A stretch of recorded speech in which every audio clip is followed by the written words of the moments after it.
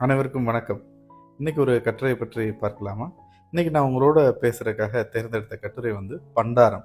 ஐயா பரமசிவன் எழுதிய கட்டுரை. இந்த பண்டாரம், பரதேசி இந்த சொல்லாடல்களை நீங்க அதிகம் கேட்டிருப்பீங்க.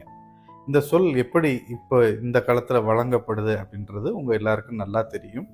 இது ஒரே பொருள்ல தான் இந்த ரெண்டு சொல்லையும் பயன்படுத்துறோம். ரெண்டு சொல்லுக்கும் உள்ள பொருள் என்னன்னா, எதுவுமே இல்லாதவர்கள், உணவிற்கு கூட வழி இல்லாத ஏழைகளை குறிப்பதற்காக இந்த சொல்லை பயன்படுத்துகிறோம். ஆனால் இந்த பண்டாரன்ற சொல் எவ்வளோ ஒரு பெரிய பொருள் கொண்ட சொல் தெரியுமா? பண்டாரம் என்றால் தங்கம், வெள்ளி, முத்து போன்ற விலை உயர்ந்த பொருட்களை பாதுகாக்கின்ற கருவூலத்திற்கு பெயர் பண்டாரம் அப்படின்னு அந்த பழைய காலத்தில் வழங்கியிருக்கிறாங்க.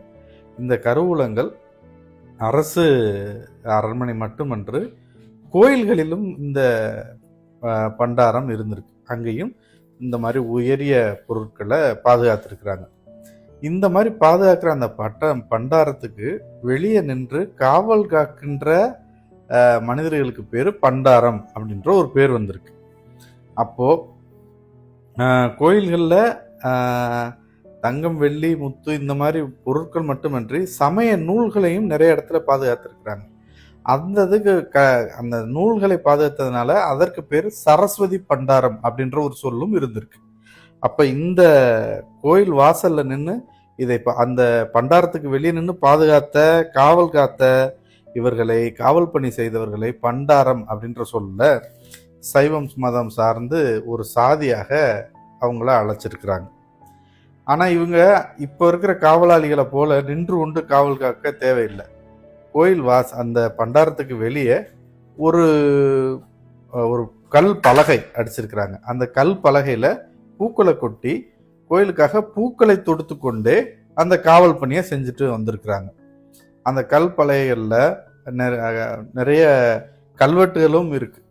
தமிழ்நாட்டில் நிறைய கோயில்ல இந்த பூ பலகைகள் கல்வெட்டுகளாக அங்கங்கே நிறைய கண்டுபிடிக்கப்பட்டுள்ளன அப்படின்னு ஐயா சொல்றாரு. அப்ப கோயில்ல இது மட்டுமன்றி கோயிலுடைய நந்தவனம், தோட்டம், மரங்கள் எல்லாம் வச்சிருக்கிறாங்க இல்லையா, அதை காவல் காக்கும் பொறுப்பும் இந்த பண்டாரம் அப்படிங்கிறவங்ககிட்ட கொடுத்துருக்குறாங்க. அப்ப இவங்க வெறும் கோயில் காவலர்களா இந்த மாதிரி செய்யாம இந்த பூ தொடுக்கும் பணியையும் சேர்த்து கொடுத்ததுனால இது ஒரு அழகியலான, அளவுணர்ச்சி நிறைந்த வேலை பங்கீடா இருந்திருக்கு அப்படின்னு ஐயா தன்னுடைய கட்டுரையில குறிப்பிடுறாரு. நம்ம தமிழ்நாட்டில் தமிழ் பேசும் பண்டாரங்களோடு சேர்த்து கன்னடம் பேசும் பண்டாரங்களும் இருந்திருக்கிறாங்க. அவங்க விஜயநகர பேரரசு காலத்துல வந்தவங்க. இவங்க பெரும்பாலும் வீர சைவ பிரிவினர் அப்படின்னு சொல்றாங்க. இவங்க தங்களுடைய சாதிக்கு யோகீஸ்வரர் அப்படின்ற ஒரு பெயரிட்டுக் கொள்கிறார்கள். வைணவ கோயில்ல இதே மாதிரி பண்டாரங்கள், அந்த பண்டாரத்தை காவல் பணி செய்தவர்களுக்கு பூத்தொடுக்கும் வேலை இல்லாம அவங்களுடைய மடப்பள்ளியில உணவு தயாரிக்கும் வேலையை கொடுத்துருக்குறாங்க. அந்த வேலையும் சேர்த்தே அவங்க செஞ்சிருக்கிறாங்க. அவங்க பண்டாரி அப்படின்னு அழைச்சிருக்கிறாங்க. இன்னைக்கும் கூட தென் மாவட்டத்துல சில முஸ்லிம்கள் அந்த வீட்டுல சமையல் வேலைக்கு செய்யற, சமையல் வேலை பார்க்கிறவங்கள பண்டாரி அப்படின்னு அழைக்கிற வழக்கம் இருக்கான். பண்டாரம் என்பது செல்வ குவியலை குறிக்கும் சொல் என்பதனால் அருட்செல்வத்தை அள்ளி வழங்கும் இறைவனை மூல பண்டாரம் வழங்குகிறான் முந்துமினே அப்படின்னு மாணிக்க வாசகர் பாடுகிறார். இந்த வழக்கம் பற்றியே இறைவனின் அருட்செல்வத்தை நிரம்ப பெற்றவர் என்ற பொருளில் சைவ மத துறவிகள், மடாதிபதிகளை எப்படி கூப்பிடுறாங்கன்னா பண்டார சந்நிதிகள் அப்படின்னு அழைக்கிறாங்க. இந்த மரபையொற்றித்தான் தம் ஆசிரியர் மீது குமரகுருபரர் பண்டார மும்மணிக்கோவை பாடியிருக்கிறாரு. பண்டாரம், பரதேசி அப்படின்ற சொல் எப்படி ஆயிப்போச்சுன்னா, இப்போ மேடு பள்ளம், ஏற்றத்தாழ்வு, இருப்பவன் இல்லாதவன் அப்படின்றதுக்கு குறிப்பதற்காக பயன்படுத்தப்பட்ட சொல் அது.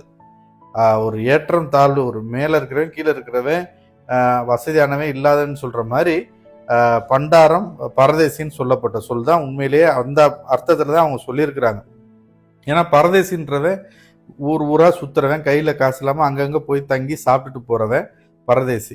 அப்ப இந்த ஏற்றத்தாழ்வுக்காக அன்று பயன்படுத்திய சொல் இன்னைக்கு ஒரே பொருள்ல அழைக்கப்படுது அப்படின்றத இந்த கட்டுரையை வாசிக்கும் போது நமக்கு தெரியுது.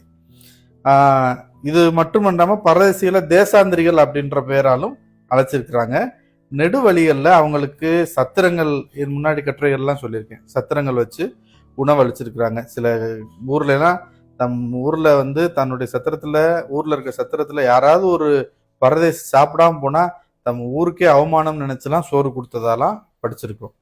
ஆக இந்த கட்டுரையை வாசித்து முடியும் போது சில சொற்கள் அதனுடைய உண்மையான பொருளை இழந்து வேற பொருளால் இன்னைக்கு அழைக்கப்படுது. அதனுடைய உண்மையான பொருளை நம்ம தேடி இது மாதிரி கட்டுரைகளை வாசிக்கும் போது தெரிந்து கொள்ளும் போது மிகவும் வியப்பாக இருக்கிறது.